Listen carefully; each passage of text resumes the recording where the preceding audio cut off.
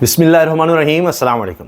तहरीक इंसाफ की तरफ से तहरीक का बाकायदा आगाज़ कर दिया गया है और अभी तो पीक आनी है। अभी तो मामला 5 अगस्त तक जाना है, लेकिन हुकूमत अभी से बुखला चुकी है। हाथ पांव फूल गए हैं, पकड़ धकड़ शुरू हो गई है, छापे शुरू हो गए हैं, घरों में पुलिस दाखिल हो रही है, चादर चारदीवारी का तकद्दुस पामाल हो रहा है।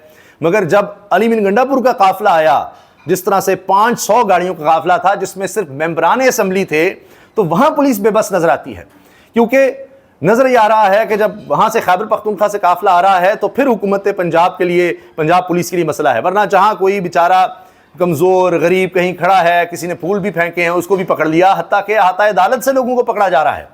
वीडियोस भी सामने आ रही हैं। अब तो इतनी दीदा दिलेरी है कि कैमरे के सामने, वकला के सामने, अदालत के हाथे से ही जनाब उठाकर ले जाओ। जब चीफ जस्टिस साहब इजलास कर रहे हैं कि लोगों को लापता नहीं करना, किस तरह से रोकना है, इंसानी हुकूक की पामाली नहीं करनी, उनको दिखा दिखा के की जा रही है, उनके सामने की जा रही है, कैमरों के सामने की जा रही है कि ऐसी की तैसी। अब ये देखिए, शेख वकास अकरम कहते हैं, अभी चंद घंटे पहले रात को मेरे घर झंग में और मेरे डेरे पर झंग पुलिस ने भारी नफरी के हमरा छापा मारा। मैं इस बेहयाई की भरपूर मजम्मत करता हूं। मैं सिर्फ इन्हें यह बताना चाहता हूं, इस किस्म की बेहयाई और इस किस्म की फस्तायत हमें अपने मिशन से नहीं हटा सकती। हम कल भी इमरान खान के साथ थे, हम आज भी इमरान खान के साथ हैं। ये छापे पिछले 7 घंटों में दूसरा छापा था। ओ बेहयाओ, कुछ शर्म करो। और उन्होंने वीडियो भी शेयर की है कि किस तरह यहाँ पर पुलिस एहलकार आए हैं और इनके घर पर छापा मारा है। बज़ाहिर तो यहाँ कोई खातून पुलिस एहलकार नज़र नहीं आ रही, लेकिन अब ये चीज़ें ना कोई सोचता है, ना किसी को ज़रूरत है।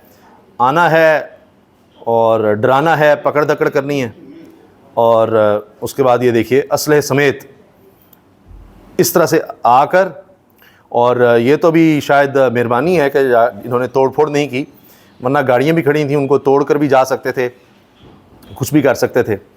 तो ये जनाब हो रहा है। अब पंजाब पुलिस अब इसीलिए इस्तेमाल हो रही है। हुकूमत ने इसी तरफ तवज्जो रखी हुई है। आप दहशतगर्दों के ठिकानों पर इनकी कार्रवाइयाँ कम देखेंगे और ये सियासतदानों की तरफ ज़्यादा देखेंगे। ये जी वाक़या इस्लामाबाद में पेश आया। इस्लामाबाद की ज़िला कचहरी में पेशी के बाद बाहर निकलने वाले पीटीआई कारकुनान को उठाने का सिलसिला शुरू हो गया है। सादा लिबास में मलबूस लोगों की जानिब से अली बुखारी के साथ 4 कारकुनान को उठा लिया गया। तहम पीटीआई रहनुमा अली बुखारी एडवोकेट बच गए। अब वो पता नहीं, चूँकि एडवोकेट के लिबास में थे इसलिए बच गए, बाकियों को उठाकर ले गए हैं। अब ये कहा जाएगा कि जी ये तो पता ही नहीं कहाँ हैं, कौन ले गया।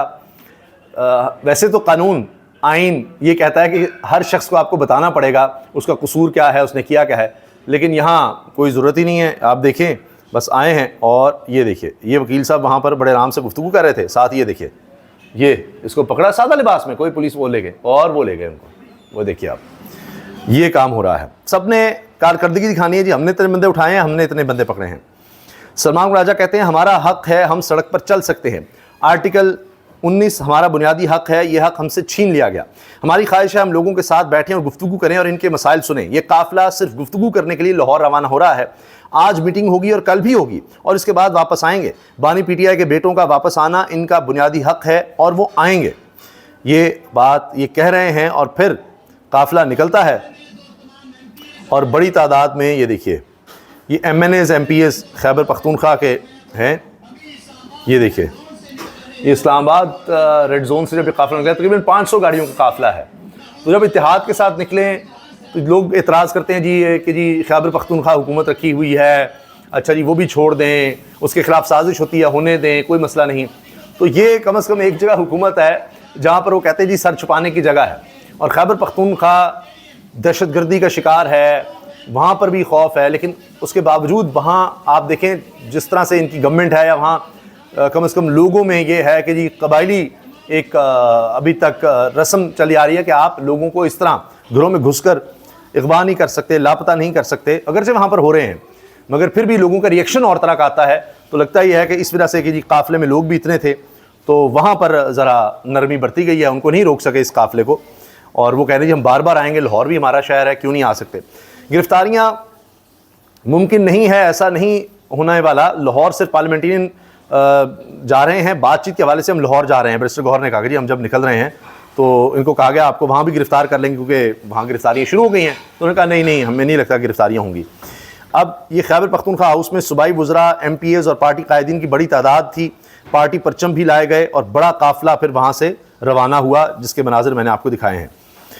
अलबत्ता रस्ते में क्या होता है कि जब ये लोग जाते हैं वहाँ पंजाब पुलिस खड़ी है और अगर साइड पर कोई आकर फूल निशावर कर रहा है, कुछ कर रहा है, तो उसको तो पकड़ रहे हैं, लेकिन ये काफिले को देखिए आप, ये काफिले के साथ लोग हैं, उनको जाने दे रही है पुलिस के दोनों तरफ एहलकार हैं। वो कह रहे हैं जी जाएँ जाएँ जाएँ, आप जाएँ, जो गाड़ियों में हैं दीगर जगह पर जाएँ, आप गुजर जाएँ, जो कारकुन आपको वेलकम कर रहे हैं इनको हम बाद में देखेंगे, आप एक दफ़ा निकल जाएँ यहाँ से। ये देखिए, ये वहाँ से जिस तरह गाड़ी में लोग निकले हैं, ये उसका मंजर मैंने आपको दिखाया। ये देखिए काफ़िला, इत्तलात के मुताबिक काफ़िले में 500 से ज़ायद गाड़ियाँ शामिल हो चुकी हैं। इस काफ़िले में सिर्फ मेंबरान असम्बली हैं।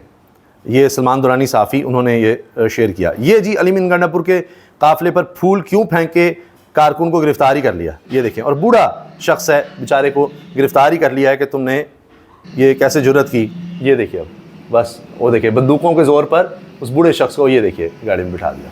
अब यही काम रह गया पुलिस का, ऐसे जैसे हाँ अमन अमान बहुत ज़्यादा है, कहीं और काम की ज़रूरत ही नहीं है। अब तो यहाँ जुगतबाजी शुरू हो गई है। कारकर्दगी मैंने आपको दिखाया ना किस तरफ इनका जोर है तहरीक इंसाफ के खिलाफ, लेकिन दूसरी तरफ यह है कि अब वार्ड्स भी महफूज नहीं हैं कि उनके नाम भी नवाज शरीफ के नाम पर रखे जाएंगे। हॉस्पिटल, क्लिनिक, सड़कें, पुल, अब पिलर्स के भी नाम आएंगे। ये तो अब मजाक बन गया है। कायद-ए-आज़म मोहम्मद अली जिन्नाह के नाम की जगह अब मरीम नवाज़ का नाम आए। तो अब मुज़म्मिल असलम साहब ने जुगत कर दी, वो कहते हैं जी बार बार अस्पताल के नाम तब्दील करने से बेहतर है मर्ज़ का नाम मियाँ साहब से तब्दील कर दें। कि बार बार जो आपने कहना है कि जी ये नवाज शरीफ हॉस्पिटल, ये वार्ड नवाज शरीफ हॉस्पिटल, कि जो बीमारी है उसका नाम रख दें कि जी ये क्या हुआ है जी नवाज शरीफ बीमारी हो गई है, ताकि हर बीमारी का नाम ही उनके नाम के साथ मंसूब हो जाए, तो ये रोज़ रोज़ का मसला ही नहीं रहेगा।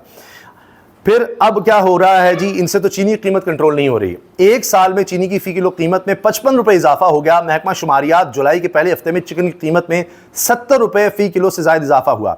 51 अशिया ज़रूरिया में 19 की कीमतें बढ़ीं, 6 की कम हुई। मजमूई तौर पर महंगाई में तकरीबन 1% मजीद इजाफा हुआ। महकमा शुमारियात अब कीमतें कितनी बढ़ रही हैं वो इदारे शुमारियत को बताना पड़ रहा है, लेकिन कहेंगे महंगाई हमने कंट्रोल कर ली है। तहरीक इंसाफ खैबर पख्तूनख्वा में तीसरी बार हुकूमत में है। आज तक किसी अस्पताल का नाम इमरान खान के नाम से नहीं बदला, यानी जितने में हॉस्पिटल हैं पुराने नाम ही चले आ रहे हैं। लेडी रीडिंग हॉस्पिटल हो, दीगर हॉस्पिटल्स हैं, जगह हैं, कोई ब्रिज हैं, पुल हैं या नए बने हैं, कहीं इमरान खान के नाम पर नहीं रखा। तो अब कहते हैं जी तहरीक इंसाफ को हुकूमत करना नहीं आती। तो इस पर अहमद बराइच लिखते हैं साफ़ी के नवाज लीग से सीखना चाहिए तहरीक इंसाफ को हुकूमत करना, कि अभी तक इमरान खान से के नाम से कोई चीज़ बदली नहीं। ये नहीं करते आप। हज़ारों जगहों, क्लिनिक्स, हॉस्पिटल, वार्ड्स, हर जगह इमरान खान लिखना चाहिए। उसके बच्चों के नाम लिख देने चाहिए, कासिम सुलेमान के, उनके ख़ानदान के नाम लिख देने चाहिए, उनकी बहनों के नाम लिख देने चाहिए, कोई ना बचे, हर जगह उनका नाम होगा। तो ये है नून लीग और पीपल्स पार्टी की सियासत, उनसे सीखे।